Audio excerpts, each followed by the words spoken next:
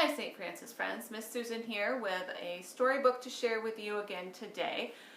Right after Easter, this story called The Miracle of the Red Egg talks about St. Mary Magdalene and her desire to share the good news of Jesus. So I want you to think about, while I'm reading this story, what would you do to be able to share the good news of Jesus Christ and that He is risen?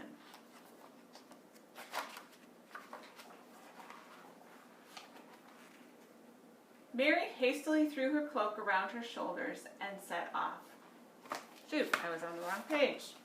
Let's try this again. Hi St. Francis friends, Miss Susan here with a storybook to share with you today.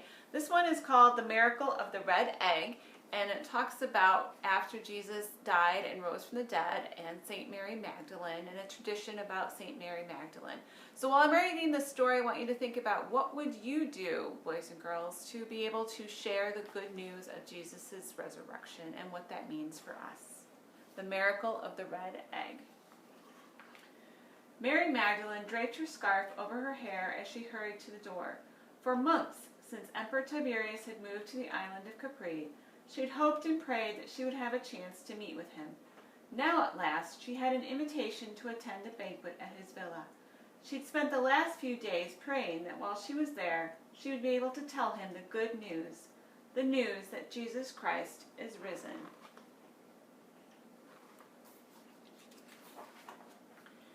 Mary hastily threw her cloak around her shoulders and set off. But now that she was on her way, she felt her heart beat with both excitement and fear. People were afraid of Emperor Tiberius. Little things often sent him into rages.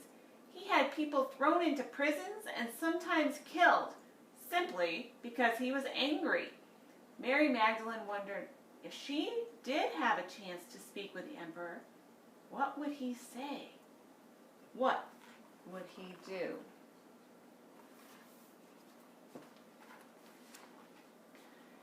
Mary hurried along the street. She marveled at the beauty around her. Majestic cliffs along the shoreline, vineyards and olive groves making beautiful counterpane patterns in the landscape, and hills jutting up toward the brilliant blue sky. As she breathed in the salty sea air, she felt her worry ebb away. God would answer her prayers. All would be well. With a peaceful heart, she arrived at the villa.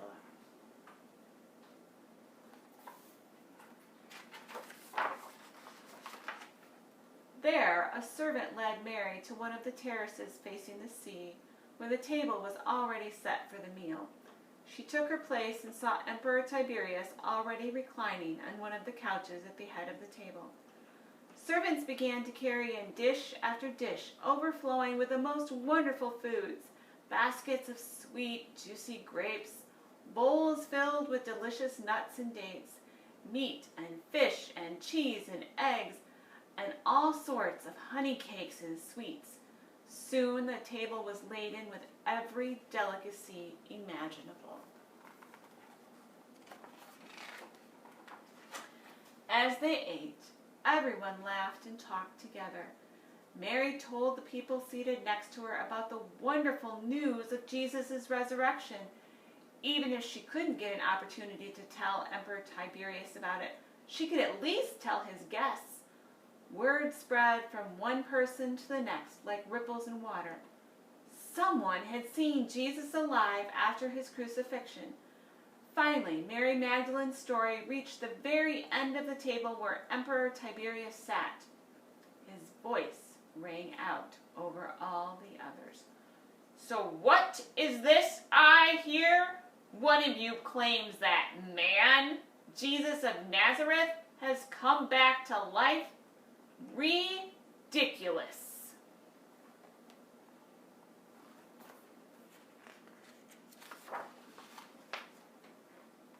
Everyone fell silent, all thinking the same thing.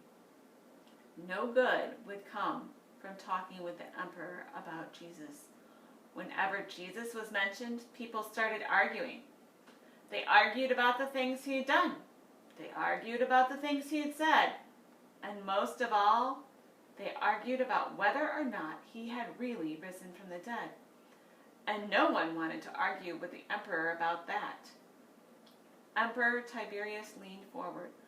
I've heard people say Jesus rose from the dead, but it's absurd. He laughed again. Ha ha ha. More loudly this time. No one can just come back to life. I don't believe it.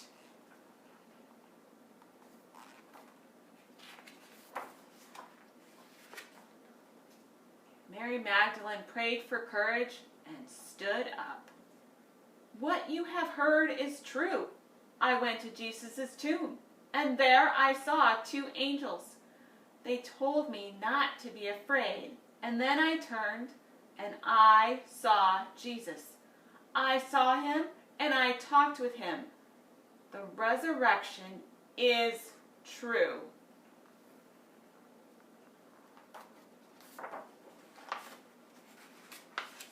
Emperor Tiberius opened his mouth, but no words came. Mary Magdalene saw his face turn red and then redder. He slammed his fist down on the table so hard the dishes rattled.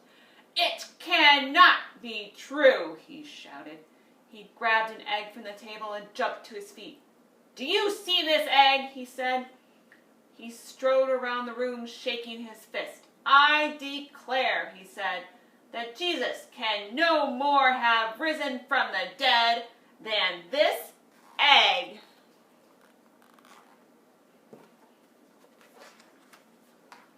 He held it up high above his head for all to see.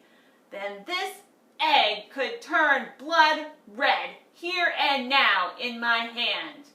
He glared at his guests, but they were not looking back at the emperor. They were staring at the egg.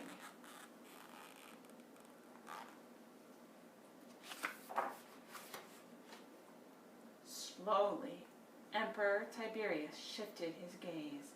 He gasped and his face turned white. There was the egg, deep, rich red for all to see. It was a miracle of a red egg, proclaiming that Jesus truly was risen from the dead. Slowly, ever so slowly, he set the egg down on the table and backed away.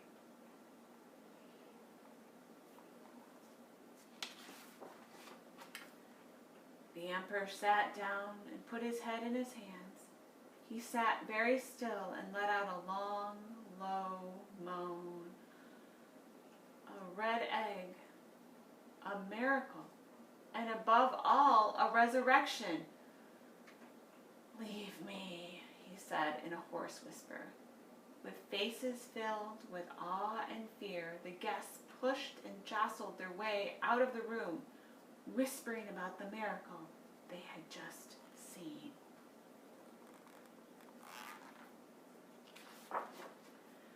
But as they all left, Mary Magdalene stayed behind. Carefully, she picked up the precious egg. Cradling it in her hand, she held it to her heart. It is true, she said one last time as she turned to leave. Christ is risen. Emperor Tiberius looked up at her, and she wondered if maybe she saw his expression soften just a little.